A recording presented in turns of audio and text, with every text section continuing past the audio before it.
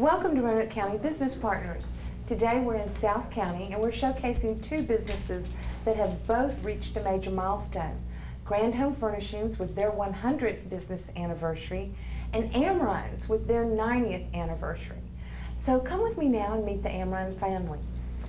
Hello, Chad. Hello. First, I want to introduce you to Chad Amrine. Chad is the general manager of the retail divisions, which includes fine jewelry and the bridal formal wear. Chad, first, congratulations. Thank you.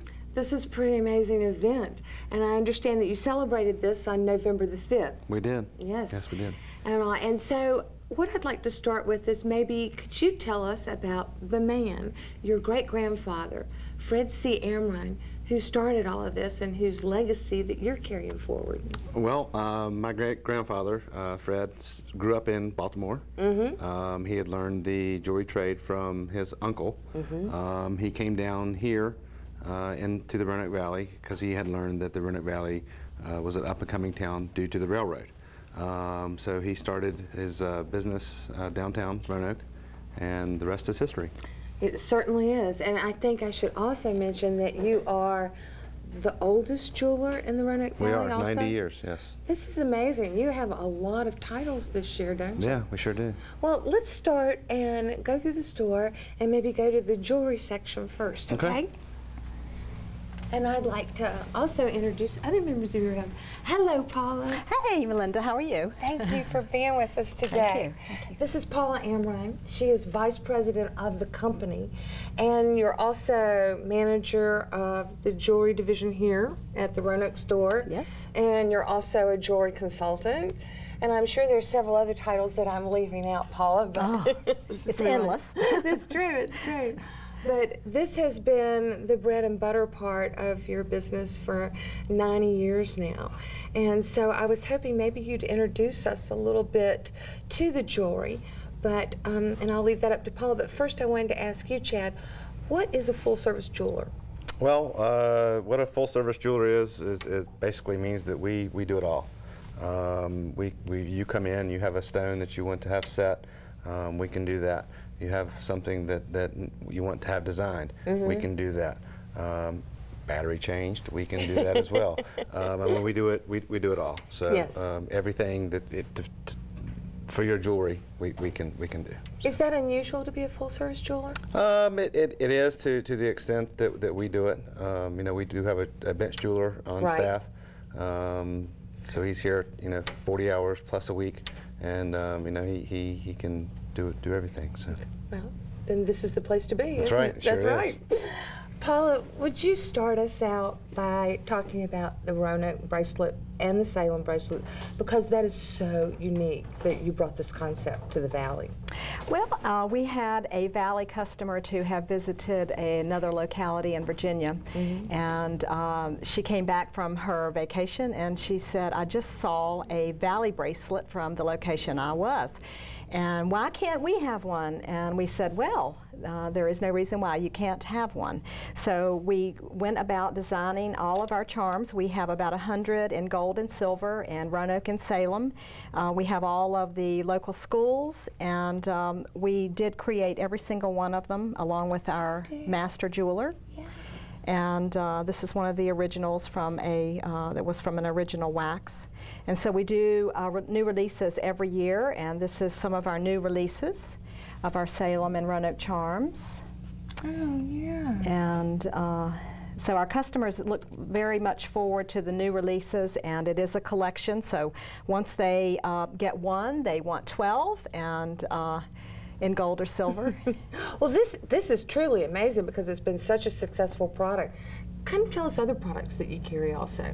We are very proud this season to have Jorge Revilla, which is a new Spanish designer, and unbeknownst to us when we returned from market, he was the best Jeweler's Choice Award. So I feel very proud that we did make a good choice in our jewelry for this season. We also have wonderful estate jewelry. So these are past treasures from our customers' jewelry wardrobes that we receive, and we offer them to our customers, and they seem to love that. Paula, Chad's going to take me into the salon later to see the formal wear, and I was wondering, before we do that, if you would introduce us to the bridal jewelry. We have a great selection of very precious and beautiful diamonds, and shopping in Belgium and getting high quality, high color diamonds of all different shapes, from princess to rounds to Flanders, cushions, pears, and we have beautiful settings to help the bride with her special setting. We also pride ourselves in, with our master jeweler, being able to fit any wedding band, custom made or out of the case, to the bride's engagement ring. So that is something that I feel very proud that we're able to ace that every single time. I imagine you would. Thank you so much. Thank you. Chad, I always love coming into the salon and seeing what's new for the season and all the colors and the bridal wear. So I still have to ask the question, what caused you to start thinking about diversification and adding on to jewelry and coming into formal wear for men and women, right, and bridal? Well, in 1992, we decided that we needed to add a little bit more to our business, and we figured that being a one-stop bridal shop as well, mixed with jewelry, made a lot of sense. So now, you know, the brides get their rings here. Yeah. They come back here. They get all their wedding gowns, all the attire, tuxedos, exactly, mother of the brides, and then they can go back up front, get their wedding bands, and it's pretty much done. It's, you know, one-stop shop. Exactly. So yeah. Well, it's the perfect idea. It makes total sense, and it also goes with your new marketing campaign and your tagline of memories beginning here. Yes, it does. I mean, you really do help young couples start their memories. We sure so do. Let's go on and look at bridal then, shall we? Let me introduce you to Wayne Spencer, our bridal manager. Hi, nice to meet you. Nice to meet you too. I'd like to just look at some of the product line if we could, if that'd be all right. Yeah. Wayne, would you kind of introduce us to maybe some of the designers that you carry and that type of thing? Several designers that we have. We have Casablanca. One of our favorite lines the girls and I like is Farage. They're straight from Paris, very couture. Oh, I bet. Something that nobody else has. It's exclusive to our store. Maggie Sotero and Midgley is our biggest line, and then we get into a company called Private that does a lot of replicas of other dresses at a better price. I think you need to tell us about one replica, Wayne. This is one of our favorites. This is the Kate Middleton replica. We just got it in about a month ago. They've done a fantastic job. That is at absolutely recreating amazing. her dress, so you can have your own royal wedding.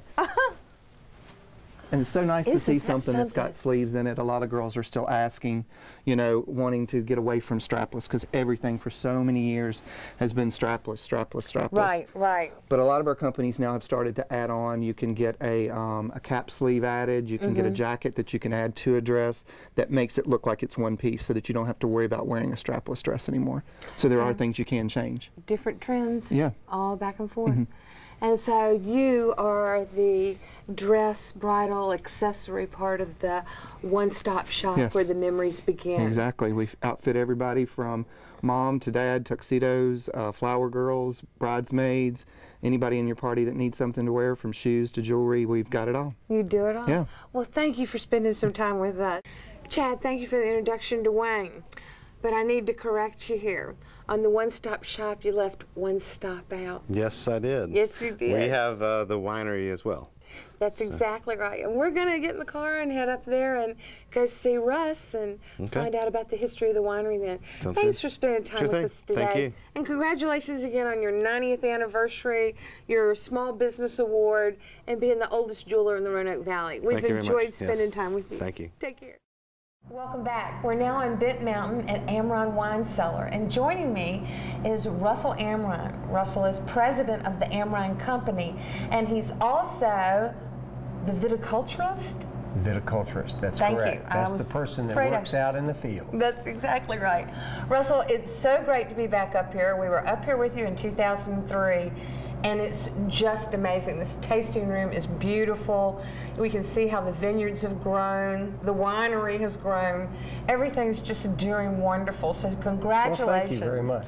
It's a great way to celebrate your 90th anniversary, isn't it? I don't look 90, do I? No, you don't look 90 at all.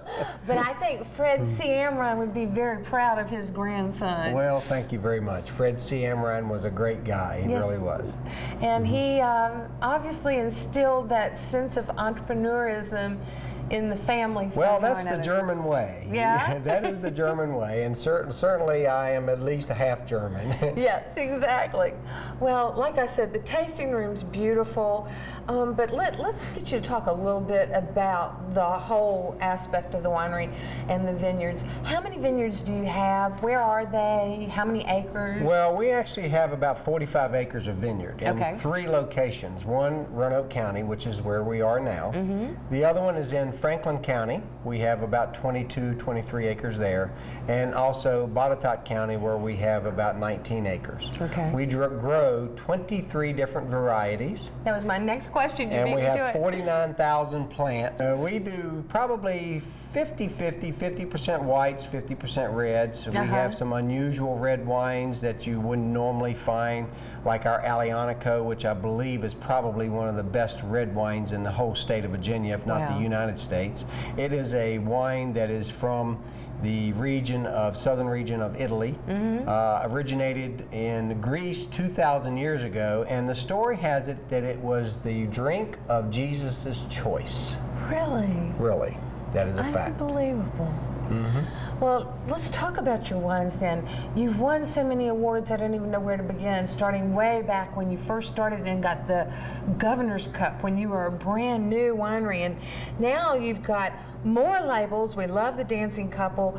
And you've started individualizing your labels. You can make them for the weddings now, can't you? Yes, we certainly can. We can identify or actually have a bride and a groom take their photograph, and we can actually put that on the label itself. So during their ceremony, when they toast the wedding, then we can also have their picture on the wine. And also we have developed a new wine called Cloud 9, which is a sparkling wine that we feel like is going to be a big hit. It's dry, it's 100% dry, it's a wonderful wine. It's made from a grape called Marsanne, which is out of the Rhone area of France.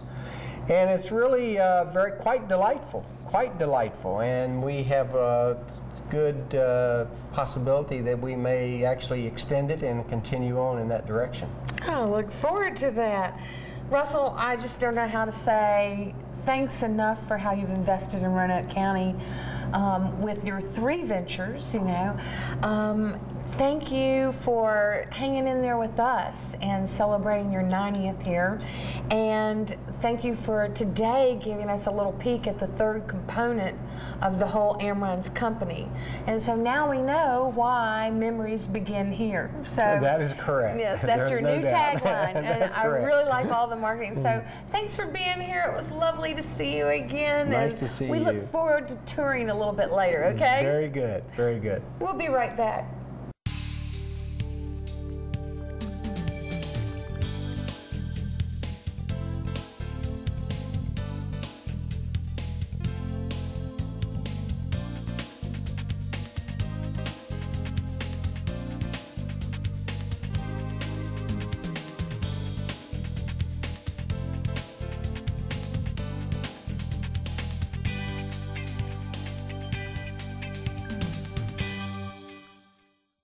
Want to know what's happening with your local government? Tune into RVTV3 for all the action. See Roanoke County Board of Supervisors live on the 2nd and 4th Tuesday of each month. If you missed the live broadcast, be sure to catch the replays of the meetings on Thursday nights at 7 p.m. and on Saturdays at 4 p.m. Find out more information about all RVTV programming on the web at www.rvtv.org. Keep informed about your local government with Roanoke Valley Television, RVTV, Cox Channel 3. Looking for a career where each day brings the chance to learn or experience something new? Want to work in a team environment? Or have you always wanted to give back to the community? Consider a career in law enforcement. The Roanoke County Police Department offers great benefits including life, health, and dental insurance, Virginia State retirement, and full pay while in the training academy. The Roanoke County Police Department is currently accepting applications, so take the next step to becoming the newest member of the Roanoke County Police Department. For more information, call or visit our website.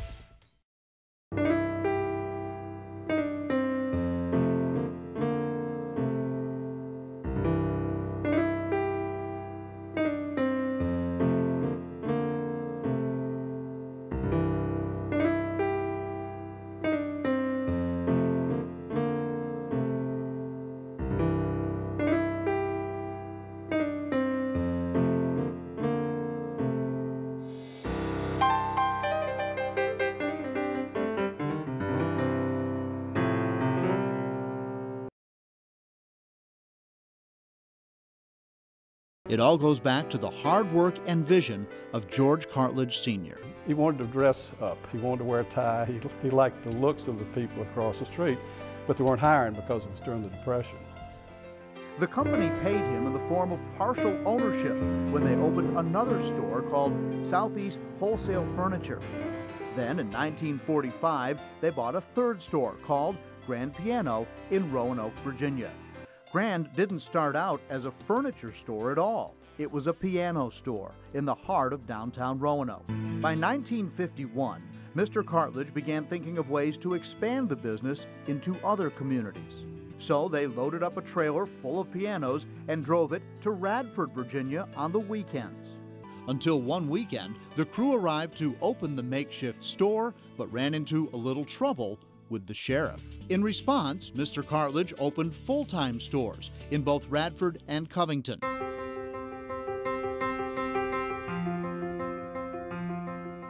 The next store to open inspired a custom that we still enjoy today. In 1953, Mr. Cartledge wanted something special for the grand opening of the new store in downtown Lynchburg. They gave away a plastic mirror about that big. It had a calendar on one side and Cokes. And you can see the results in that picture. They had to block Main Street in Lynchburg. And that started a tradition that is uniquely Grand. Welcome to Grand. I had a man tell me recently, he said, you know, I only came in here to get this Coca-Cola. Today, Grand hands out over 1 million Coke products a year in their stores just to thank people for walking through their doors. Grand continued expanding in 1957, this time into Charlottesville. The company bought an operation up there called MC Thomas, which was a furniture company that had opened in 1907.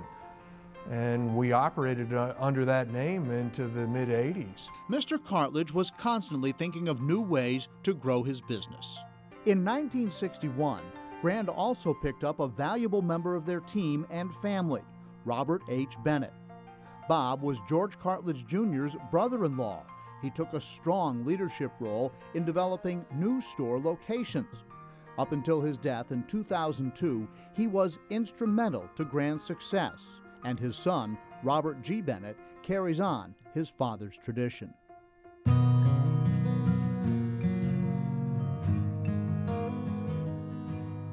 Through the 60s and 70s, Grand pushed forward, opening new stores and acquiring other furniture stores for the first time outside of Virginia. The company picked up Ball Brothers Furniture Company in Bristol and United Furniture Company in Kingsport, Tennessee. They also opened a store in Hagerstown, Maryland. During this time, Grand cemented its image that sets it apart from other companies. 1980 saw the company open a small-scale mall in Roanoke called the Grand Pavilion. It was anchored by a high-end store called Grand Interiors. Then came the flood of '85 in Roanoke. Grand's flagship store downtown, which also housed the corporate offices, and its exchange store 2 blocks away, started filling with water. When it was over, Grand held a flood sale of the furniture they had salvaged. Far bigger than the one flood sale is Grand's massive warehouse sale held every year for one weekend near the end of February. In 1991, Grand opened its flagship store at Valley View Mall in Roanoke, signaling a permanent switch to mall area stores. The company also operates under a new name now. Through the years, Grand has enjoyed the good times and survived the tough times. George Cartledge Sr. continued to be involved with his company, even as his health was failing. One of the last of a generation of Roanoke Valley power brokers has passed away. In March of 1997, George Cartledge Sr. died at the age of 87. The company now runs under the leadership of his son, George Cartledge Jr., and his grandsons, George Cartledge III and Robert G. Bennett. Now, Grand Home Furnishings has established a new foundation for its 100th anniversary, the Grand Happiness Foundation. Welcome back. We're still in South County and we're at Grand Home Furnishings now, and you've just seen excerpts from their 100th year anniversary. So I'd like to take a moment and introduce you to the executive members of the family. To my immediate right is George Cartledge III, who is president. To his right is his father, George Cartledge Jr., who is CEO. And to your right is your nephew, Robert Bennett, who is executive vice president. Gentlemen, thank you so much for joining us today. I know it's a hectic retail time, but I need to start by saying congratulations on a 100th year anniversary. Thank you. Unbelievable milestone. George, you've done everything right to be this successful. You've got the right people, you've got the right philosophy, the right product, and strong leadership. What is it that you have done at Grand that's allowed you to create this cohesive executive management team that's been able to take the company's vision forward? I think we've carried on what my father started, treat the people the way you would want to be treated, treating the customers the way you would want to be treated.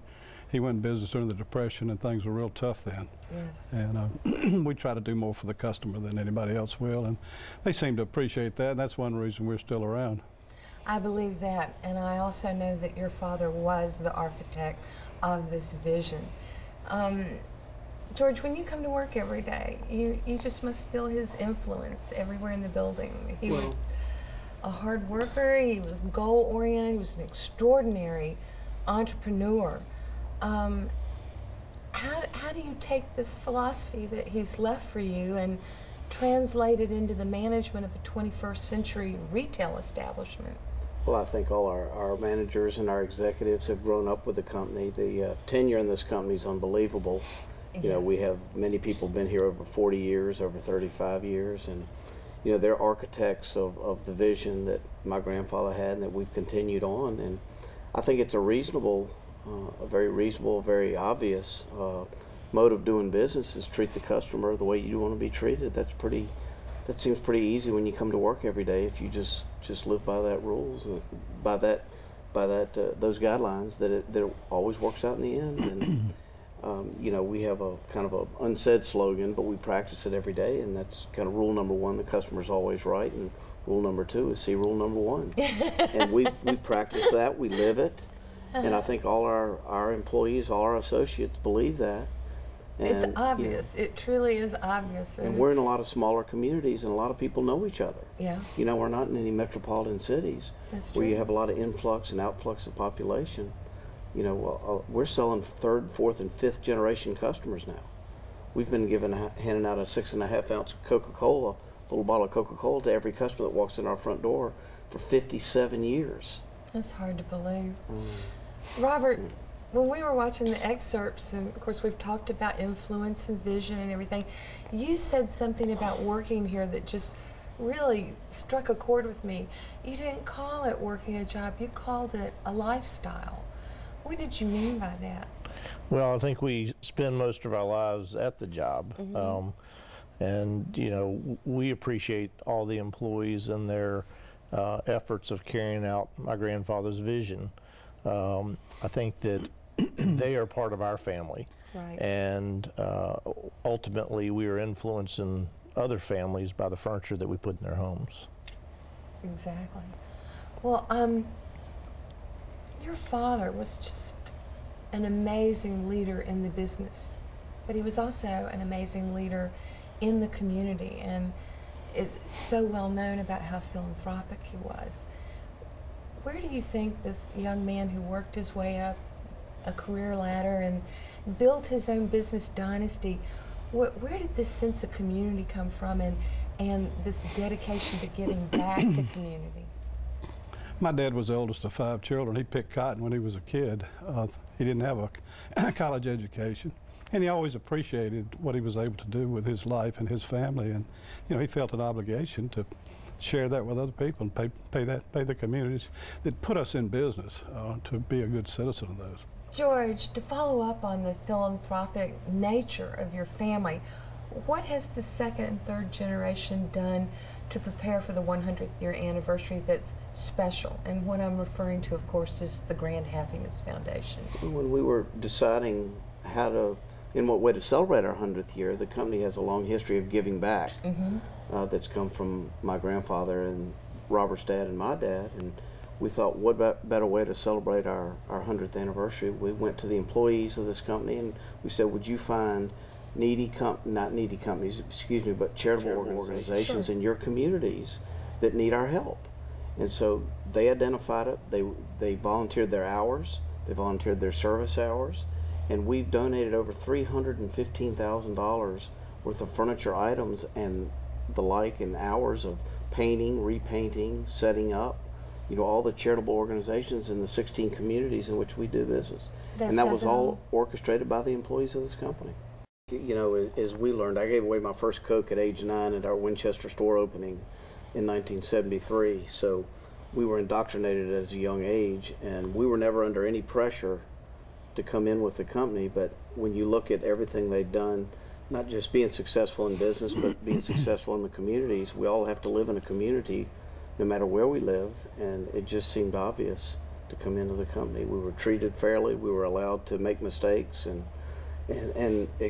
succeed, and one thing, we've got the most incredible employees to work with every day. I count our blessings. I've seen other retail companies, furniture companies around the country, and they're not nearly as blessed as we are. I think that came out in the video so well. Gentlemen, I know our time's up, but I need to say thank you. Thank you for 100 years of investment in this community, for all the jobs that you've created, for the lifestyles that you've allowed, and also for being an anchor in this community and a role model for community service. We definitely appreciate you, and we love having you in Roanoke County. Thank you. And we thank you for joining us. It's been a very special show to go and look at the legacies of these two companies, Grand Home Furnishings with their 100th anniversary and Amrine's with their 90th anniversary. And we hope you'll tune in again. Thank you.